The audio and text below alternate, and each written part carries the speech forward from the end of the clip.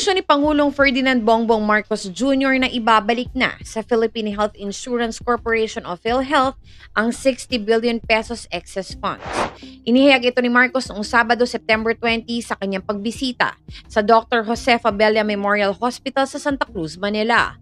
Ang naturang excess funds ay unang inilipat ng Department of Finance sa National Treasury dahil hindi naman umano ito nagagamit. Ngunit ibabalik na ito sa PhilHealth dahil umano sa natipid at savings ng pamahalaan mula sa iba't ibang ahensya. Karamihan ay mula sa Department of Public Works and Highways. Kahit na anong paliwanag na ibigay namin, kahit na anong ipakita natin na dumadami ang serbisyo na kino-cover ng PhilHealth, may pangamba pa rin ang mga tao na baka babawasan ang mga services. Dinadagdagan na natin, paliwanag ni Marcos. Yung 60 billion pesos na iyan ibabalik na natin sa PhilHealth. Hindi lamang para sa pangamba ng tao kundi para na rin gamitin ang mga iyan para palawakin pa ang services ng PhilHealth, dagdag pa ng Pangulo. Noong October 2024 dahil sa isinampang petisyon, naglabas ng temporary restraining order ang Supreme Court para mapigil ang paglilipat ng pondo ng PhilHealth patungo sa National Treasury.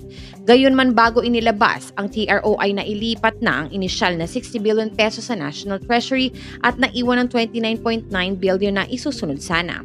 Noong April, sinabi ni Finance Secretary Ralph Recto sa SC na ang 60 billion pesos na kinuha sa PhilHealth ay ginamit sa allowance sa mga COVID-19 frontliners at iba pa. Inaasahang magiging smooth and academic na ang kaso sa SC sa pagsusoli ng 60 billion pesos sa PhilHealth. Samantala, binanata ni dating Executive Secretary Atty. Vic Rodriguez si Pangulong Ferdinand Bongbong Marcos Jr.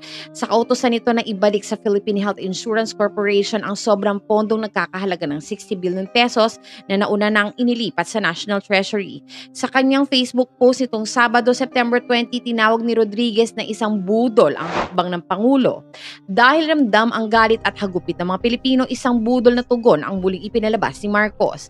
Paano niya ibabalik ang 60 billion pesos ng PhilHealth kayong wala namang savings na pagkukunan? Katunayan ay deficit pa nga ang gobyerno, ani Rodriguez. Kinuwestiyon pa ng dating kalihim kung saan napunta ang pondo at binungkal din ang naunang kontrobersyal na 29.9 billion pesos.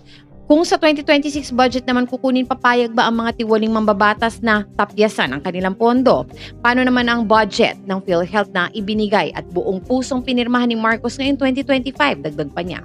Matatanda ang July 2025 nang inilipat ng Department of Budget and Management ang tinatayang 60 billion pesos excess funds ng PhilHealth patungo sa National Treasury. Ayon sa DBM umano, ito ay actual na pangangailangan ng ahensya. August 2025 umalma ang health workers, opposition lawmakers at ilang civic groups naghain ng petisyon sa Korte Suprema laban sa fund transfer.